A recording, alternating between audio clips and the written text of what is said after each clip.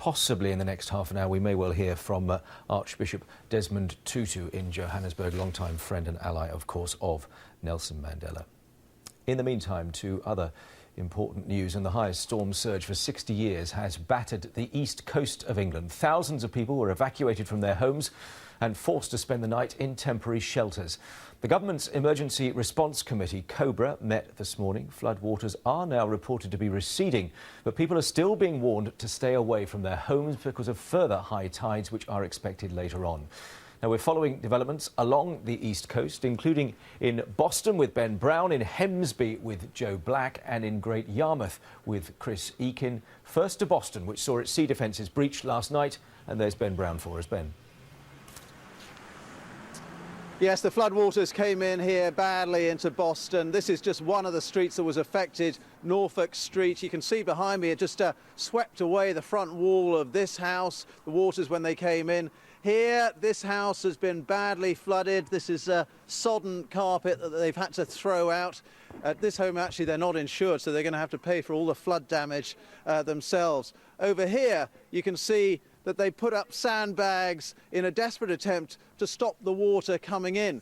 Now, the Environment Agency are putting out flood warnings across England and Wales. Let's just bring you up to date with what those are. There are 27 severe flood warnings at the moment. That means a risk of loss of life. So those are the most severe flood warnings, 27 of them across England and Wales, 106 normal flood warnings, and 57 flood alerts as well across England and Wales. The tidal surge, the storm surge as it's called, the worst in some areas for some 60 years, since 1953. Just going to take you a little bit further down Norfolk Street, which is where you can see that they've been barricading their homes against the water, and the water came in pretty badly. Boston, one of many towns right up and down the coast of eastern England, badly affected. Thousands of people evacuated from their homes, many who've suffered serious damage to their property. Let's just talk to Malcolm and his family who are here. Malcolm, on BBC News, thanks very much for being with us. Just give us an idea of what happened here last night.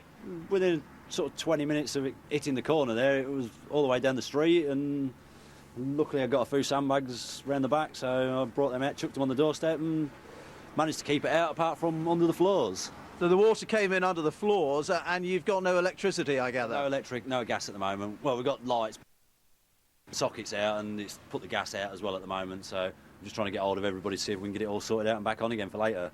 So you're here with the kids. I mean, how are you faring? It's pretty miserable for everybody. All right. It's a bit cold inside at the moment, but you know, everybody's helping out as best we can, and we've had a cup of tea and stuff like that, and we've all had a breakfast, so we'll make it through the day, won't we? Were you expecting the flooding to be as bad as it was here last night? No. I left work at 7 o'clock last night from Asden on the other side of town. Got over the bridge, and sort of, as soon as I got over the bridge, that was it.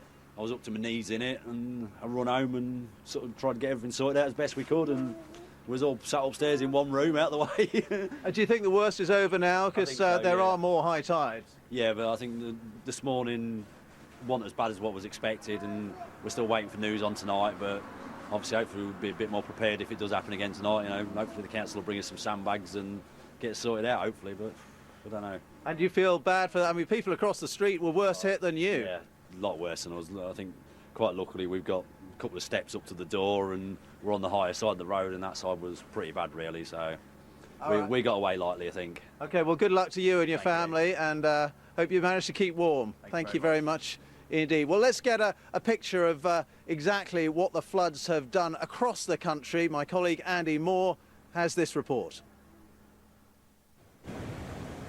Scenes of destruction along the Norfolk coast at Hemsby, where the storm surge undercut the cliff and several properties tumbled into the sea. All along the east coast, people were saved from danger as the waters rose. The Humberside Fire Service rescued more than 100 people. In some areas, like Kings Lynn, for example, we've recorded the highest ever tidal level, some near 2 metres above the expected tidal level, so the surge really did happen last night down the coast. Thousands of people were evacuated from their homes and hundreds spent the night in rest centres. There were fears the flooding could have been the worst in 60 years, but in Essex, that didn't happen. I think we very much got away with it. I think it could have been a lot worse than it actually turned out to be, but we obviously had to be prepared for the very worst and hope for the best, and luckily we got away with near the best as we could. In Boston, the surge hit streets not normally prone to flooding, and vulnerable people say they weren't helped. We're not offered anything, and I'm really angry about that, because we were told, what I've been told, okay, second hand, was that they were looking after the elderly and the disabled. Well, I'm registered disabled, and I've had nobody around here. In some places, the military helped out overnight. The government has warned the worst may be over, but it's not yet time to relax. I would stress that this is not over. There will still be exceptionally high tides today and tomorrow, and I would urge everybody to pay very close attention to advice from the Environment Agency and also to follow instructions from the police, local government and the emergency services.